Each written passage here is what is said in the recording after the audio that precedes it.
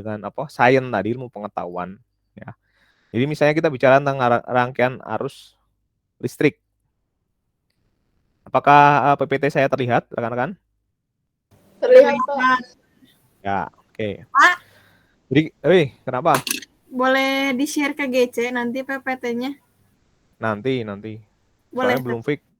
Oke, Boleh. makasih Pak. Ya. Jadi kita lihat dari sejarahnya dulu, ya. Fenomena listrik itu pada awalnya ditemukan dari apa? Mereka melihat dari alam, misalnya peristiwa tentang petir, ya. Peristiwa petir itu kan sering kita jumpai, ya. Jadi ketika beberapa orang aneh, yang mungkin disebut dengan ilmuwan, perhatikan tentang petir, dia mencoba mencari jawaban terhadap kejadian alam tersebut, ya. Jadi kilat itu adalah pertunjukan listrik dari alam yang sangat hebat, ya kan? Nah, tahun sebelumnya kalau untuk sebelum artinya tahun 1700-an mungkin banyak orang yang sudah memikirkan apa itu petir, ya. Salah satu jawabannya misalnya orang Yunani kuno menyebut bahwa petir itu adalah senjata dewa Zeus misalnya, ya. Jadi mereka masih belum bisa menghubungkan itu, masih menganggap suatu yang dahsyat dari alam itu sebagai di luar manusia, ya, seperti gunung meletus, kemudian kilat misalnya ini, ya, dianggap sesuatu yang luar biasa karena ketika dia memancar eh, mengenai pohon dan pohon itu bisa tumbang, terbakar misalnya. Dan orang menganggap wah ini dewa lagi marah misalnya. Atau wah ini dewa Zeus baru marah atau gimana. Ada Zeus di sini, ya. Oke. Jadi tahun 1700-an, 1752 itu Benjamin Franklin dengan eksperimen. Nah, kalau zaman dulu orang orang eh, ini tuh menarik karena dia tidak hanya sebagai ilmuwan, tapi juga sebagai negarawan, ya, kalau di Amerika tuh, atau politikus, ya. Kalau kalian lihat bahwa bahkan si Newton itu adalah seorang pendeta kalau salah, atau apa namanya, rohaniwan. Jadi dia juga berkutat dengan masalah agama juga. Jadi lengkap kalau pengetahuan orang dulu tuh, jadi tidak terpisah-pisah, ya. Ini Benjamin Franklin. Eksperimen itu membuktikan bahwa kilat itu adalah pelepasan muatan listrik atau percikan muatan listrik raksasa dari awan ke udara. Jadi dulu tuh apa? eh, Franklin itu melakukan percobaan dengan layang-layang, ya. Jadi dia anggap bahwa ada aliran listrik. Listrik itu sesuatu yang seperti fluida, bayangan dia tuh, ya. Dia mengalir, ya, dapat mengalir. Jadi kilat itu dia menggunakan layang-layang yang digantungin dengan ini apa namanya tali, dan nanti listrik itu bisa mengalir, ya. Kalau film kalian pernah nonton film Back to the Future, jadi itu apa menarik itu di situ, ya. Film jadul itu mah, Pak. Ya, film jadul, film zaman 80-an atau 90-an tuh. Tuh. Pak, Hei, dia main layangan waktu lagi hujan maksudnya teh? iya, jadi waktu badai gitu kan dia kayak kalau listrik kan biasanya ditemukan listrik kilat tuh waktu badai.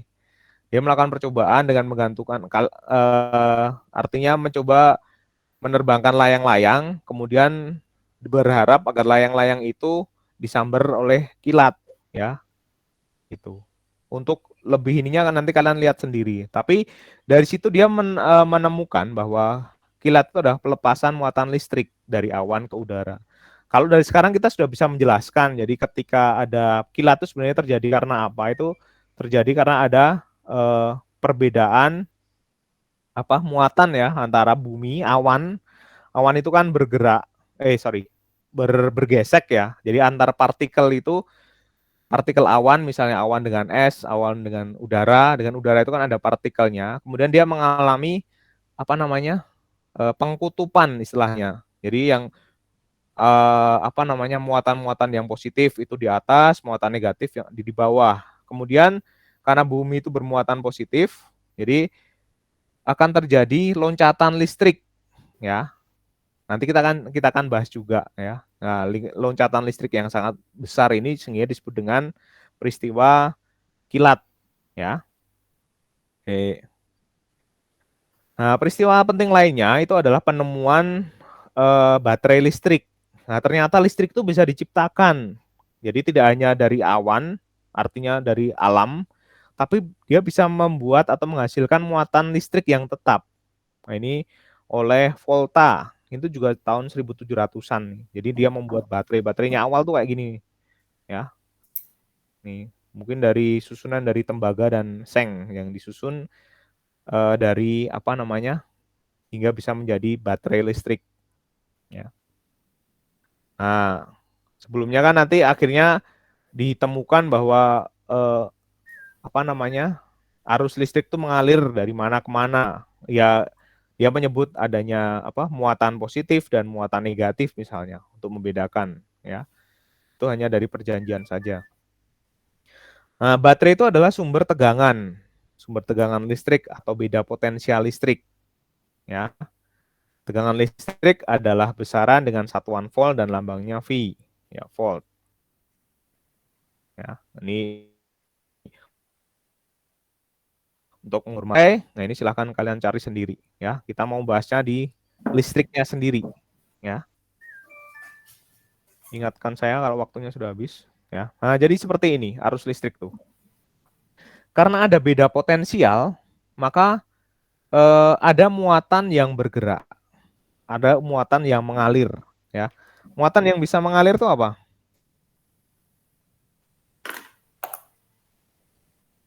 Sebutannya apa? Muatan yang bisa mengalir? Hmm?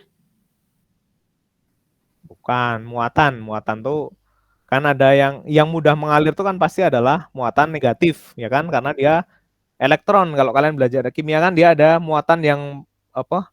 Muatan yang paling luar, dia muatan yang paling lepas, yang mudah lepas, sorry.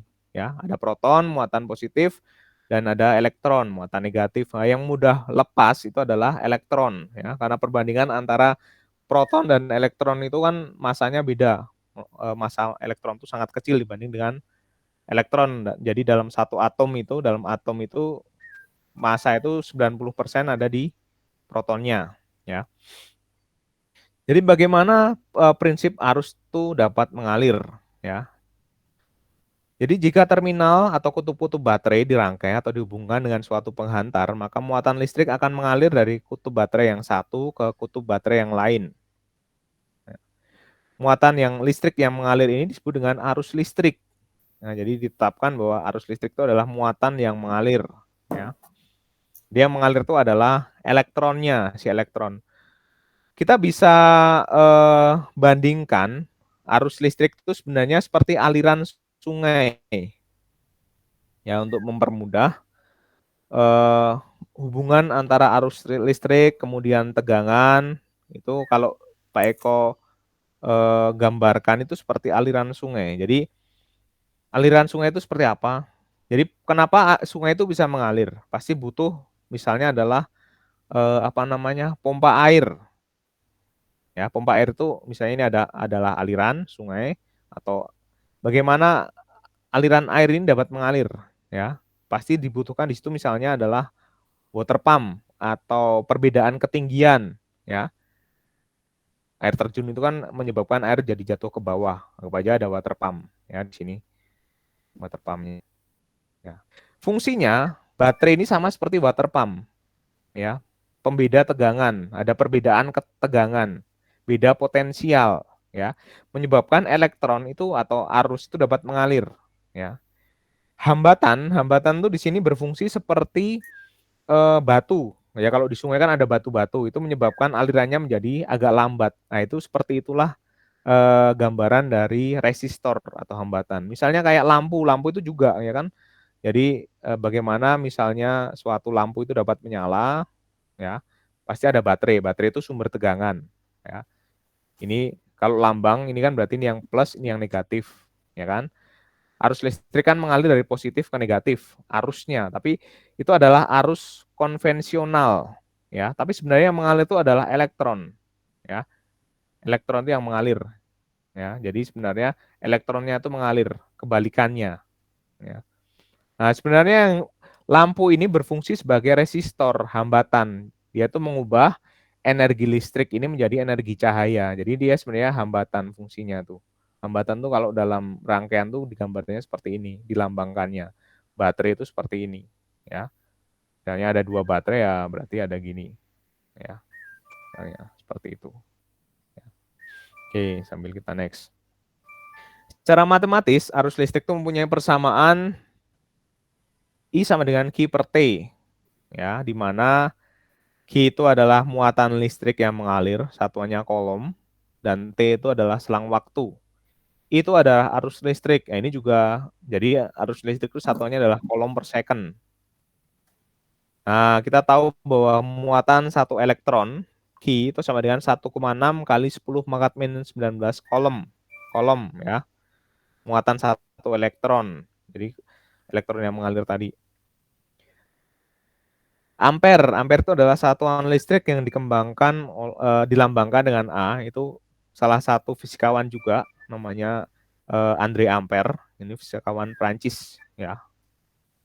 Nah, ini menurut perjanjian, arus listrik itu didefinisikan sebagai aliran muatan positif dari suatu penghantar dari potensial yang tinggi atau kutub positif baterai ke kutub ke potensial yang rendah atau kutub negatif baterai.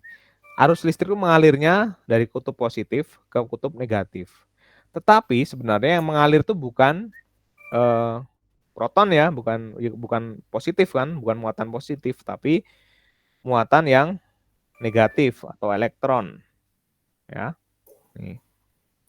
Jadi sebenarnya arus listrik mengalir kebalikannya. Jadi potensial yang rendah ke potensial yang lebih tinggi, ya. Jadi yang sebenarnya yang mengalir arus itu sebenarnya arus elektron, tapi perjanjian saja dulu itu perjanjian para ilmuwan yang menetapkan bahwa arus itu mengalirnya dari kutub positif ke negatif, tapi sebenarnya yang mengalir itu adalah elektron, ya. Tuh. Sampai sini dulu, apakah ada pertanyaan? Waktunya udah habis, parah. Pak, berarti yang mengalir itu cuman perjanjian aja dong, Pak. Ya, jadi itu namanya kayak kemarin misalnya, kenapa sih kita harus pakai kilogram bukan gram misalnya? Itu adalah perjanjian para ilmuwan aja. Jadi dia menentukan bahwa satuan standar itu adalah kilogram, bukan gram misalnya. Ya. Berarti Tuh. nantinya bisa berubah lagi dong, Pak, itu. Nah, artinya dulu itu sudah ditetapkan itu gitu loh. Jadi ya, dan itu tidak berpengaruh sekali, ya udah ditetapkan saja. Misalnya sampai sekarang Amerika itu tidak mengakui sistem MKS atau meter kemudian panjangnya itu kan, kalau mereka kan pakai feet ya, kemudian kilogram kalau mereka pakai pound ya, dan second.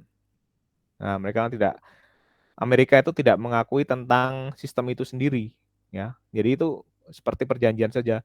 Di seluruh dunia itu mengakui sistem satuan internasional. Kalau nggak salah kemarin hanya 3 negara, Amerika, kemudian Liberia, sama satu lagi mana gitu, nanti kalian cari sendiri coba. Itu. Makanya itu tadi Pak Eko bilang bahwa perkembangan ilmu tuh ya pertama berangkat dari ketidaktahuan ya. Kemudian akhirnya diteliti bahwa oh ternyata arus listrik itu adalah muatan yang bergerak. Tuh, makanya bisa disimpulkan bahwa arus itu adalah muatan dibagi waktu. Ada lagi yang mau tanyakan? Ayo. Setelah mereka tahu dari potensial rendah ke potensial tinggi, juga perjanjiannya masih nggak diganti, Pak? Tidak diganti karena tidak mempengaruhi. Jadi artinya itu tuh tidak akan berpengaruh apapun. Gitu loh. Artinya tidak mempengaruhi jadi jadi salah. Pengetahuan itu jadi salah tidak. Tapi kan ini hanya masalah tentang arus yang mengalir. Intinya kan ada muatan yang bergerak. Ya. Kalau ini kan hanya masalah arah jadinya. Kalau kita lihat arahnya berarti itu hanya kebalikannya saja. Yang bergerak itu sebenarnya apa? Elektron. Tapi dianggap proton itu bergerak.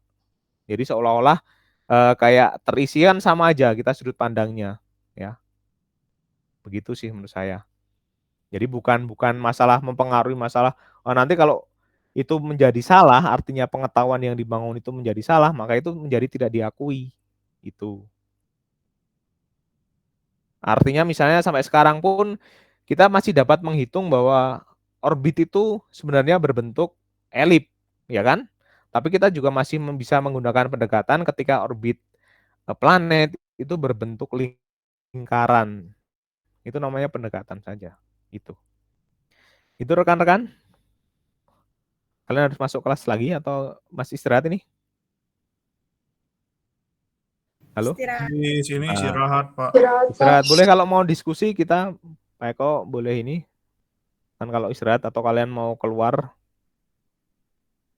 harus saya tak keluar dulu. Atau ada yang mau didiskusikan?